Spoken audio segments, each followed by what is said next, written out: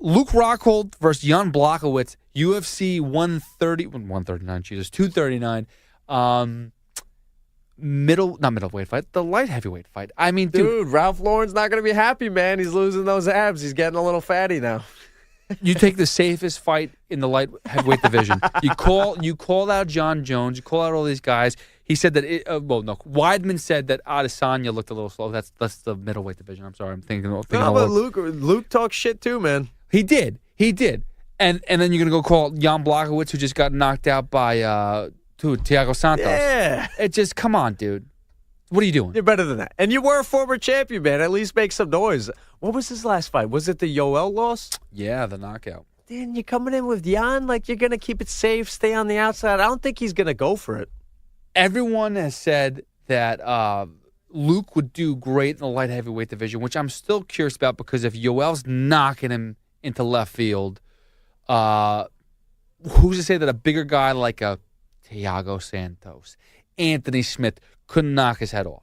You know, and I'm not trying to criticize the guy. The guy's a great fighter. Listen, we saw what he did to Weidman. We've seen some of his other fights too. He to Branch was freaking crazy. David Branch, that fight, dominated.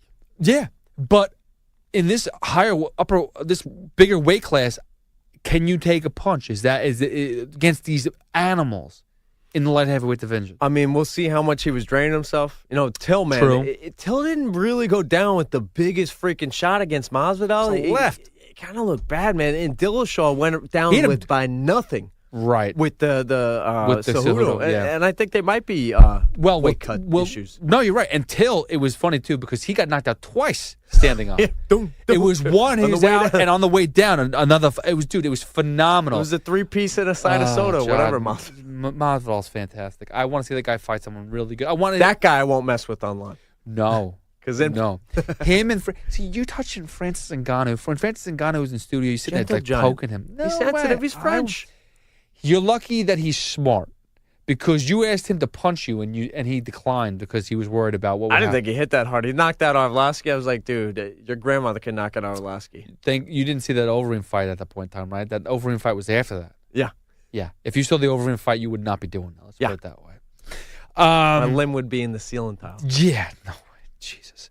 You're crazy. Listen, you stir the pot. That's what you do. You don't mind doing it, and that's okay. But understand, I'm standing on like a take that I believe in. Like Yeah, that's fine. If you say stir in the pipe. I'm talking about all these potheads. I've been sober, folks, for a while. If you're talking about stirring the pot by like standing on your take and believing in it, like I'm not going to a gunfight with a pea shooter, man. Bringing out the farmer's hoe, a samurai sword. Like I'm really like going to a fight with ammo. Well, here's the thing: is though most people like on Twitter it gives you an access, to go and confront these people that you normally wouldn't be able to confront. So, like for example, if I couldn't stand Stephen A. Smith's take years ago on ESPN, I would never be able to actually confront him about it and say something on Twitter and be like, dude, you're freaking off. Look at the actual stats. You are wrong. You're factually wrong. Couldn't do that. Nowadays we can. But would you go like you said though? You have the opportunity to confront him to his face if you need to. You have the opportunity to confront people to their face if need be. How's the approach for that? Is it like if you're like in a back media room and there's like ESPN, CBS media, Fox media, and you put your arm around like, hey man, nice to meet you, Steven. I'm Pete. I didn't like your take a couple of years ago. You can't word it. You can't say it how you would word it on Twitter. Colby Covington is the only person that I literally had a gripe with going into that interview, and afterwards I told him, and I was still very truthful about it. What I said to him off air, I said, I don't like some of the things you said. I don't. But you did dat him. I do respect you for that. I said that, but I did also say too, I have to compliment you that in the cage you are impressive. You really know how to hold yourself in the cage, and what you do in the cage is impressive. So I give you that. I don't like what you talk about off. When you're out, when you're trying to put that pro wrestling type of the heel type of personality out there. Alter ego. I don't that alter ego. I don't like it, but you do it. Don't have to respect you for that. But what you do in the cage, I do respect. So I did say that to him. So, whatever. It is what it is. I doubted him. Jesus Christ. It goes by how much, too, these people are getting enabled from, again, we're trying to figure out what you fans want. Do you guys want more takes? Do you guys want more guests? Feel free to tweet at the Hoff WFN. Yes. Feel free to tweet me at Ike_CBS. But if he sees that he's getting more attention on Twitter, his followers go up. If Dana White's texting him, Colby, I got big news for you. That's kind of enabling it, Yeah. So it's it's a take and give. Because he said, I was always the same person. He's like, I was quiet and it got me nowhere. Kamaru said that too with Yes. Rogan. He's like, I didn't stir the pot. And then they're giving me not top 10 opponents. So I understand. Yeah. But there's a game you play and there's a face you put on. Conor and a McGregor. mask you It's the put Conor on. McGregor effect. You get rewarded for throwing a police barricade through a bus. So, and It's crazy when you think about it.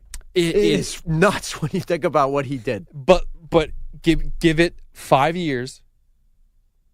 People can't act like that. It won't be allowed. And Not on this ESPN. No. platform. Right now, they're still in that witching phase of all right, we just signed major deal, 7 years. We'll see how Dillashaw handles the suspension thing right now. We see how he. This is the first official. Yeah. I mean, even though Jones was on this, He's still been going through that though. That's the thing. Is and that's whatever. That's you heard about our take of it last episode. it's kind of more of the same, I guess. ESPN's like, John is being John, but it's like TJ.